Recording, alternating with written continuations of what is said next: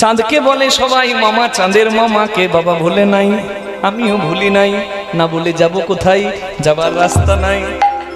হরি বল। চন্দ্রপুত্রের নাম বর্চস। তা চন্দ্রদেব অংশ অবতারে অভিমন্যু রূপে জন্ম নেয়, বুঝেছেন? যেমন দেবরাজ ইন্দ্রের অংশ রূপে অর্জুন এসেছে, হ্যাঁ, ঔরসে। হরি বল। ঔরস তো বলা যাবে না, কৃপায়, কারণ দেবতাদের তো ঔরসের সন্তান হবে না, কৃপায়। হরি বল।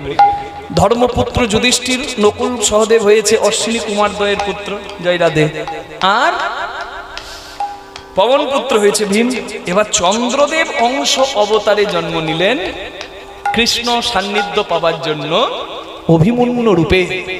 চন্দ্র যেহেতু অভিমন্যু রূপে জন্ম নিয়েছে অংশ অবতারে, সেই অভিমন্যুর মামা যেহেতু কৃষ্ণ, তাই আমরা বলে থাকি পরোক্ষভাবে চাঁদের মামা শ্রীকৃষ্ণ। বলুন কৃষ্ণ ভগবান কি।